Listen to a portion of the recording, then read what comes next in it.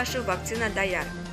Сиченов университетинин дары-дармектерди клиникалык сыноодон өткөрүү борборунун жетекчиси Елена Смолярчук вакцина сайылгандан 3 апта өткөн соң иммунитет коргоонун эң жогорку чегине жетерин айтат.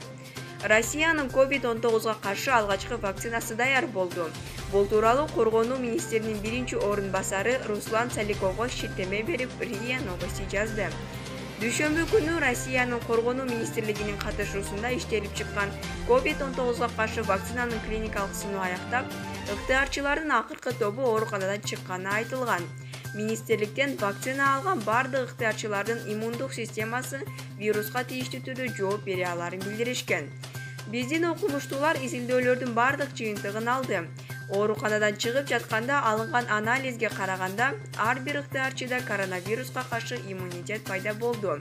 Демек, вируска каршы Россиянын алгачкы вакцинасы даяр, деди Саликов. Эске салсак, Россия коронавируска каршы вакцинанын кишилерге сыноону июнь айында баштаган. Анда вакцинанын суюк жана кургак деп бөлүнгөн 2 түрү текшерилди.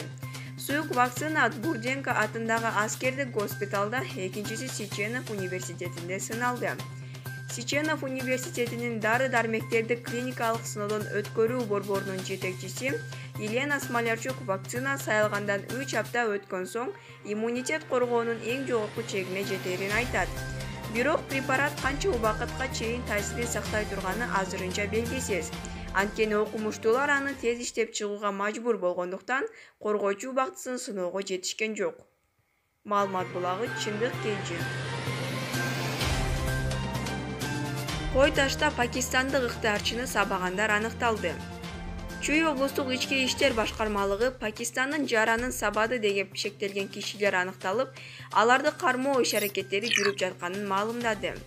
Милициянын маалыматына ылайык 19-июлда саат 23:00 чамаларында Аламөдүн райондук ички иштер бөлүмүнө Пакистандын 22 жаштагы жараны арыз менен кайрылган. Ал арызында Кой-Таш айылындагы эс алуучу жайлардын биринде аны белгисиз кишилер сабап кеткенин жана аларга чара көрүүнү суранган. Ошондой эле арыз менен дагы 3 киши кайрылган.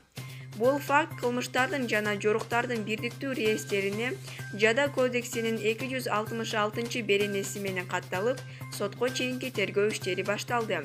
Милиция чыр-чатакка катышты деген шектүүлөр аныкталып, учурда аларды кармоо иштери жүрүп жатканын маалымдады. Кактус медиа агенттиги белгисиз кишилерден токмок жеген пакистандык ыктыярчы катары Бишкектеги стационарларда иштеп жаткан Шах Аббас Али аттуу жаран экенин жазды. Маалымат булагы Азаттык KG.